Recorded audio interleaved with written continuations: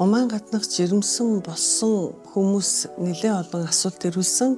Энэний бараг ихэнх хувь нь болохоор яагаад жирэмсэн болсон бэ гэдэг асуулт надад ирсэн. Умаан гаднах жирэмсэн болох гол шалтгаан болохоор ер нь өрөвсөл гэдэг нэг үгийг л хэлнэ. Өрөвсөл гэдэг нь бэлгийн эрхтнээс гарч байгаа цагаан юм их хэмжээтэй гардаг байсан. Умаан гаднах жирэмсэн болж байгаа хүмүүсийн ихэнх шалтгаан нь бас олон удаа үр хөндүүлсэн, бас жирэмслтийнхаа явцад зулбаж байсан, дутуу төрж байсан, өсөлтгүй жирэмсэн болж байсан. Өөрөөр хэлбэл умайдаа мис ажилбар хийлгэж исэн хүмүүс нэгдэх шалтгаан болж байгаа. Өөрөөр хэлбэл энэ бол бэлэг эрхтний өрөвсөл. Дараагийн нэг шалтгаан болохоор умаан гуурсан хоолон гаж хөгжил гэж байдаг. Хүн болгоны эд эрхтнүүд өөр хоорондоо өөрөөр байдаг. Ерөнхийдөө гуурсан хоолон хэлбэр нь 95% тохиолддог. Яг энэ умаан гаднах жирэмсэн болсон хүмүүс 100% шахуу цөмөрөө гуурсан хоолойд умаан гаднах жирэмсэн болсон байгаад байгаа юм.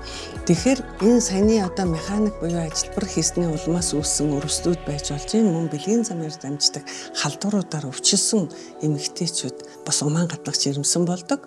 Мөн түнчлэн энэ цаг хүтэн тархимнаад гэдэг өксөх замын халдварууд байдаг. Бэлгийн замын халдвар. Эднэр бол өксөх замаар дээшээ умаан амсраар ороод тэгээд цаашаа гурсан хоолойд очиж үржиж хөгждөг учраас энэ умаан гаднах жирэмсэн үүсдэг ийм шалтгаан байдаг юм аа. Жирэмсэн эмэгтэйчүүд жирэмсний хяналтанд оронгуудаа эмчид эход харуулдаг. Эхо шинжилгээнд харуулхад жирэмсэн эмэгтэйдээ таны үр тогтсон үндгээс үр хөврөл умайдаа орж ирээг байна. 7 хоногийн дараа эргээд маш олон дахин явуулдаг. Энэ нь маш олон шалтгаанаар бас удах нөхцөлийг бүрдүүлсэн ийм шалтгаанууд бас байдаг. 5, 6, 7 хоногт умайдаа орж ирсэн байх ёстой. 7 хоногт орж ирэхгүй бол бид нэг ахаа 7 хоног харна. Тэгээд эхогоор онцлоход умайн хоёр талд баруун юм уу зүүн талд тийм нэг үүсгүр байгаад байх юм бол бид нар энийг умаан гаднах жирэмсэн байна л гэдээ онцлцдог.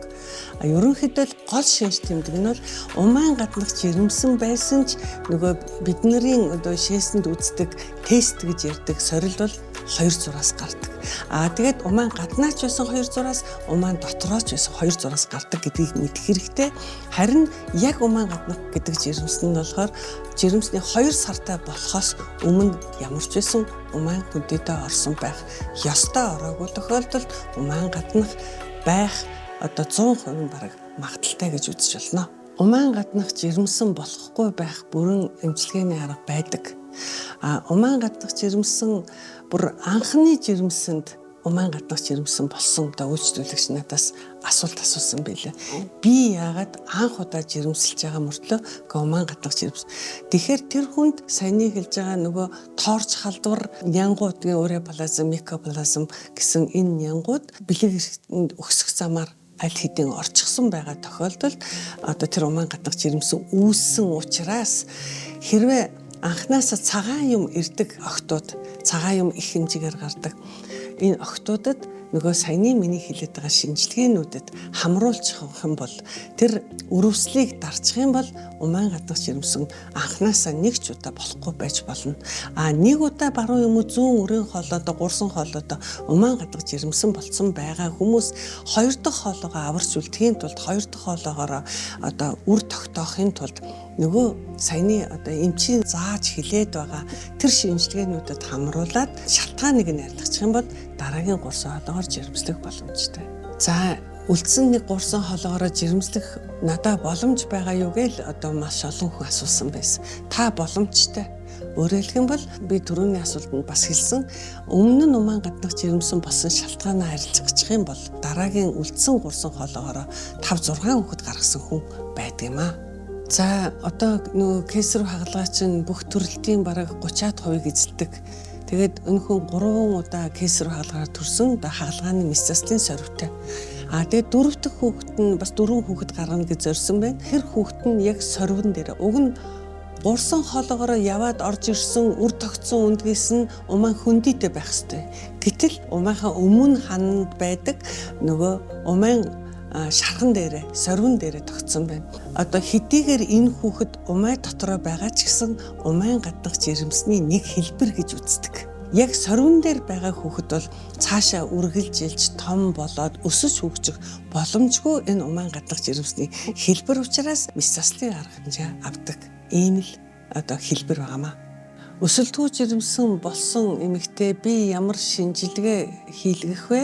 Тэгээд ер нь би ахиж өсөлтгөө яавал болохгүй вэ гэсэн асуулт байх гэж би дотроо бодож байна. Өсөлтгөө жирэмсэн болсон тохиолдолд мөн шалтгааныг илрүүлнэ. Өсөлтгөө жирэмсэн болох маш олон шалтгаан байдаг. Энэ шалтгаануудын дотор бас бэлэг эрхтний өрсөлдүүд ордог. Мөн түнчлэн ер нь өсөлтгөө жирэмсэн гэдэг нь ураг амьгүй болсон хэлбэр. Өсөлтгөө жирэмсэн энэ амьгүй болсон ургийг маагаас гадагшлуулах арга хэмжээ авдаг.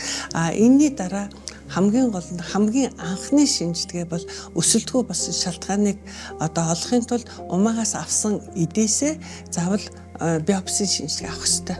Эдийн шинжилгээ авах хэрэгтэй. Энэ нь болохоор умайд ямар өөрчлөлт байсан, урагт ямар өөрчлөлт байсан, аль талаас нь эхийн талд шалтгаан байгаа мó, ургийн талд байгаа шалтгаан байгаа мó гэдгийг бас тодорхой хэмжээгээр бидэнд мэдээлж өгнө. Дараагаар нь умайд өсөлтгөө амьгүй болсон шалтгаан нь юу вэ гэхээр мөн нөгөө вирусын халдвар байдаг, мөн бактерийн халдвар байдаг, эхийн бэлэг эрхтний өрсөлд өвчнүүд байдаг учраас яг энэ хүмүүс зөвлөгөө өгөхийн тулд нянгийн шинжилгээг бол PCR-ын шинжилгээ гэдэг шинжилгээр хийдэг. Мөн мэргэжлийн эмч бол бичээд өгнө. Яг энэ нянгийн шинжилгээнд тэр яг гуурсан холоо дотор өсөж хөгждөг энэ шинжилгээнүүдийг өгөөч гэд танд зөвлөгөө өгнө.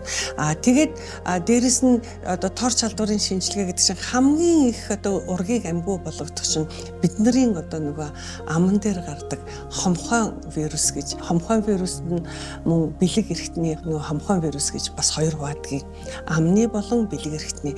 Тэгэхээр хомхон вирус чинь ургийг амьгүй болохдоо илүү их эрсдэлтэй вирус бол энэ хомхон вирус гэдэг нь бол шинжлэх ухааны нотлогдсон магистр доктор хамгаалсан байгаа. Мөн цитомегаловирус гэж байдаг юм.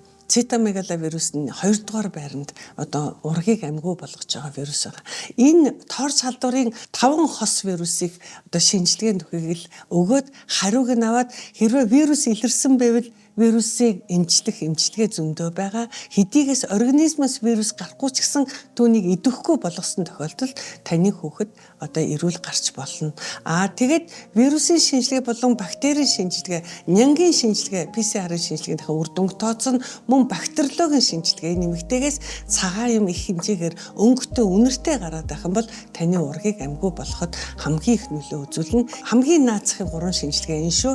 Дээр нь нэмээд эхийн эрүүл мэндтэй холбоотойгоор ураг өсөлтгөө болдог юм аа. Тэгэхээр тантай эмч ярилцаад таны ямар эрхтэнд өөрчлөлт байдаг вэ, ямар зовир байдаг вэ гэдгийг ярьсны дараа тухайн шинжилгээнүүд хамрагдуулаад тэгээд тодорхой хэрвээ эмгэг өөрчлөлт байх юм бол эмчилсний дараа та жирэмслэх боломжтой, ураг амьтай байх боломжтой. Ер нь өсөлтгөө буюу ер нь умаан гаднах жирэмсэн болсны дараа 8 сарын хугацаанд жирэмслэхгүй байхыг эмч нар зөвлөдөг. Яагаад энэ хугацааг томилдог юм бэ гэхээр энэ хугацаанд шалтгаан олох, тэгээ эмчлэх хугацаа гэж ойлгож байна. За, жирэмслэлтээс хамгаалах олон аргууд байдаг. Үүний нэг арга нь 21 хоногийн хугацаанд хэрэгэлдэг юм байгаа. Би эмч хүний хувьд энэ жирэмсээс хамгаалах эмийг сонгосон хүмүүс зөвлөгөө өгөхдөө та яг тогтмол цагт уугаарай. Яагаад тогтмол цагт? Яг миний заасан 21 хоног тэр эмийн журмаараа 21 хоног уудгийг. Энэ эмийн найрлаганд юу байдаг вэ гэхээр нөгөө өндгөвчөөс гардаг эм бэлгийн даавар байдаг. Тэгээд энэ хүн эмчийн заавраар бол яг тогтмол цагтаа өдөр болгон марталгүй уух хэрэгтэй байдаг. Өөрөөр яг энэ 21 хоногийн нэмийг ууж хахад өндгөвч даавар ялгаруулах ажлаа хийдэггүй, өндгийс гадагшилдаггүй учраас энэ эмэгтэй жирэмсэлдэггүй. Тэгэхээр эмчийн зааврыг зөрөөд гэдэг юм уу мэдэхгүй эсвэл эрүүл мэндийн боловсрол жоохон дутуу байгаасаа энэ хүн орхисон байх юм бол ерөөсөө илэрдэг хамгийн эхний шинж тэмдэг бол биений юм хямардаг. Биений юм хямарна гэдэг бол мартсан өдрөөс эхлээд арга хэмжээ авахгүй бол сарын тэмдэг маш хэмжээгээр ирдэг. Биений юмны цус алдалт болдог. Хэрвээ арга хэмжээ аваагүй тохиолдолд сарын тэмдэг сартаа 2 удаа ирэх ийм хүндрэлүүд гардаг. Яг энэ тохиолдолд үндсэн гол шалтгаанууд нь л ерөөсөө л та эм уух заавраа зөрчсөн байна л гэсэн үг. цаашид та хэрвээ ууж байсан юмээ мартаад цус алдаж байх юм бол мэргэжлийн эмчид хандна. Мэргэжлийн эмч бол танд одоо үзлэг оншилгоо хийн, хамгийн нэгдүгüрт бол их оншилгоо хийгээд одоо биений юм гэж хэлэгдэж байгаа умаа салстын зузаарлыг үздэг. Биений юм гэдэг нь бол умаад одоо салстан зузаараад гадагшлагыг биений юм гэж хэлж байгаа шүү дээ.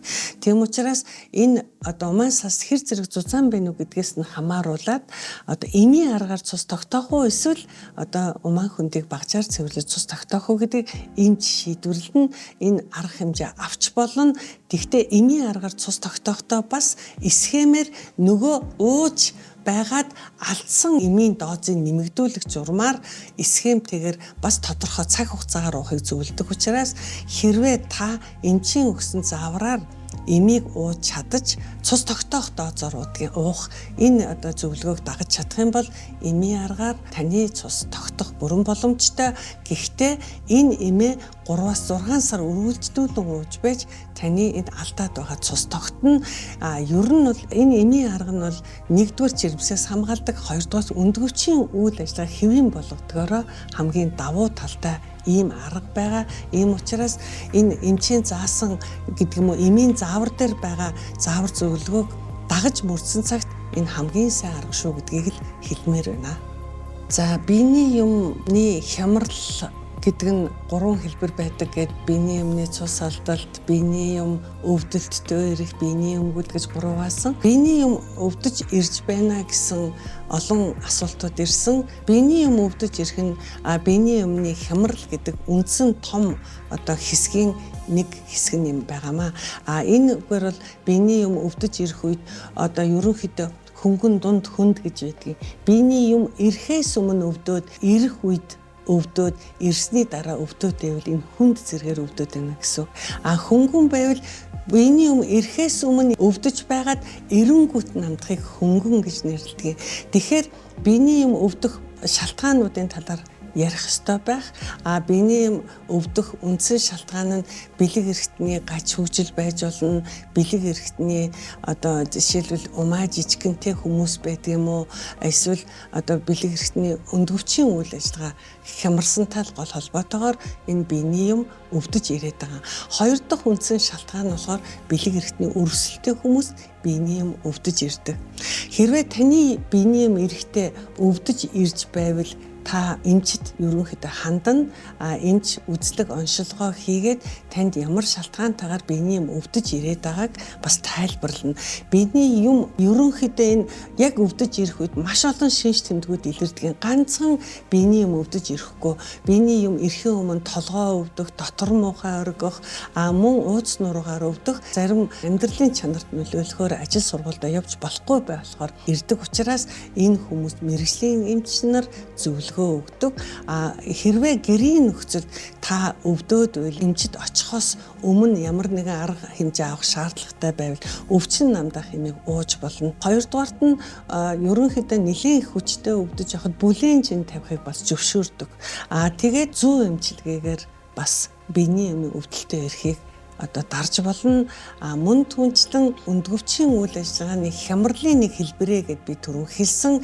Тийм учраас яг энэ маш их хүчтэй өвдөж байгаа охтуудад буюу одоо зарим насанд хүрсэн хүмүүс биений юм эрэхтэй өвдөөд байх юм бол өндгөвчийн гаргадаг даавраар бэлтгэсэн түрүүний хэлсэн жирэмсээс хамгаалах эмүүдийг гормон гэсэн даавруудыг хэрэглэх замаар өвчин намдаах болдог. Энийг ямар дозоор яаж уухыг эмч танд зааж өгөх болно. За суулгац тавиулсан нэлээд одоо эмэгтэйчүүд охтууд надад хандсан. Энэ суулгац гэдэг нь 5-6 жил удаан хугацаагаар жирэмсээс хамгаалах зорилготой байгаа хүмүүсийн сонгодог арга. За тэгээд нэг энэ суулгац бас л өндгөвчөөс гарч байгаа дааврын одоо найрлагаас бүтсэн ийм нэг одоо ширхэгтэй, 2 ширхэгтэй, 6 ширхэгтэй гэсэн ийм суулгацууд байдаг. Тэр нарийнхан суулгацын дотор талд нь өндгөвчийн дааврууд агуулгдсан байгаа гэсэн.